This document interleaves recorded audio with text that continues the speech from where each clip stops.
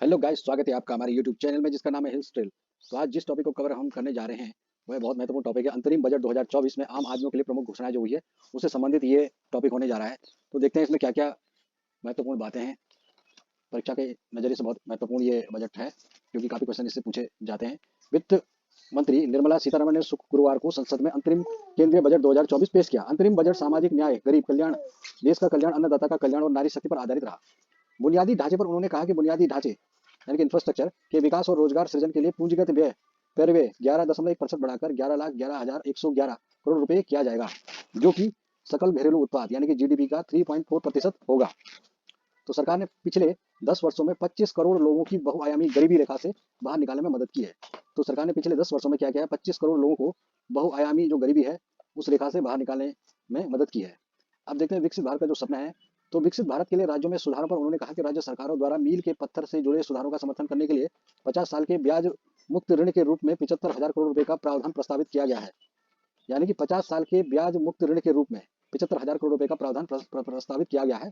देश में हवाई अड्डों की संख्या एयरपोर्ट की संख्या दोगुनी होकर 149 हवाई अड्डों पर पहुंच गई है। यानी कि देश में जो हवाई अड्डे हैं वो डबल हो चुके हैं और उनकी जो संख्या है वो 149 है। सरकार ने यह भी दावा किया कि 1,000 से अधिक नए विमानों के लिए ऑर्डर भी दिए गए हैं। यानी कि 1,000 से अधिक नए जो विमान हैं वो भी ऑर्डर किए गए हैं। पीएम गति शक्ति से देश को मिलेगी गति। तो इसमें कहा गया कि पीएम गति शक्ति के तहत पहचाने गए 3 आर्थिक रेलवे कॉरिडोर कार्यक्रमों को लॉजिस्टिक दक्षता में सुधार, ऊर्जा खनिज और सीमेंट कॉरिडोर, बंदरगाह कनेक्टिविटी कॉरिडोर और उच्च यातायात घनत्व कॉरिडोर को कम करने के लिए भी लागू किया जाएगा। अंतरिम बजट 2024-25 की जो मुख्य बातें हैं उसमें देख लेते हैं। वित्त मंत्री निर्मला सीतारमण ने गुरुवार को अपना लगातार छठवां बजट पेश किया और पूर्व प्रधानमंत्री मोरारजी देसाई के रिकॉर्ड की बराबरी की। तो यह भी काफी महत्वपूर्ण है कि किसके रिकॉर्ड की उन्होंने बराबरी की है। मोरारजी देसाई ने भी 6 बार रिकॉर्ड बजट पेश किया था। अंतरिम बजट 2024-25 की मुख्य बातें इस प्रकार है। प्रत्यक्ष अप्रत्यक्ष कर दरों में कोई बदलाव नहीं किया गया है, लेकिन इनकम टैक्स देनदारी संबंधी नोटिस से प्रभावित लोगों को राहत इसमें दी गई है।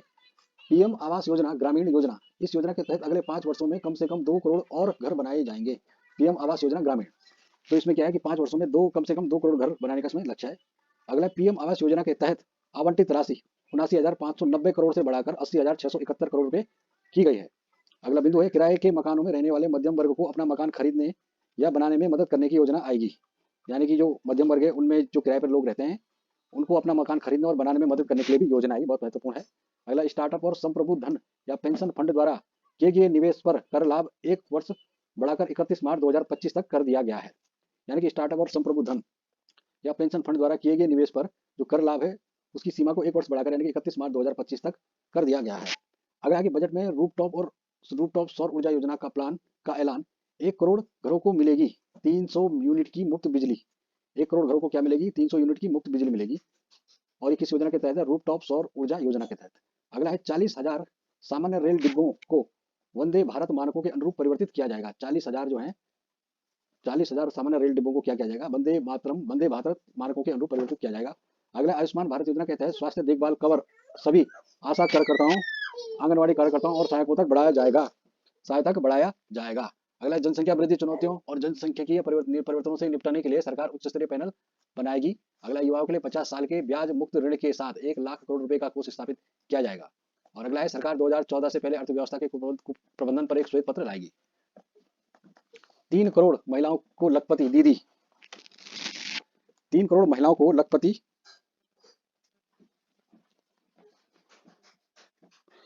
3 करोड़ महिलाओं को लखपति दीदी योजना के तहत 3 करोड़ महिलाओं को लखपति दीदी बनाने का लक्ष्य तय किया गया है। सरकार सर्वाइकल कैंसर से बचाव के लिए 9 से 14 वर्ष की उम्र की बालिकाओं का टीकाकरण करवाएगी।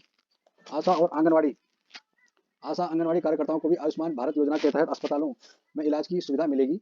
चीनी सब्सिडी योजना को 2 और वर्ष के लिए 31 मार्च 2026 तक बढ़ाने की मंजूरी मिल गई है। ई व्हीकल की चार्जिंग के लिए बड़े पैमाने पर चार्जिंग स्टेशन बनेंगे, इससे वेंडरों को काम मिलेगा। पूंजीगत व्यय के लिए राज्यों को अगले 50 साल के ब्याज मुक्त ऋण की योजना 1.3 लाख करोड़ रुपए के परवे के साथ अगले साल भी जारी रहेगी।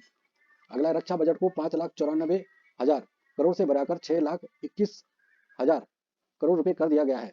अगला सैन्य क्षेत्र में डीप टेक प्रौद्योगिकी के लिए एक महत्वाकांक्षी योजना की घोषणा की गई है। बड़े पैमाने पर नए हथियार, विमान, युद्धपोत और अन्य सैन्य हार्डवेयर खरीदे जाएंगे। तो ये सारे महत्वपूर्ण बिंदु थे अंतरिम बजट 2024 के। ऐसे ही जानकारियों के लिए हमारे चैनल को सब्सक्राइब कीजिए, लाइक कीजिए, शेयर कीजिए। तब तक आप सभी का बहुत बहुत शुक्रिया, बहुत बहुत धन्यवाद।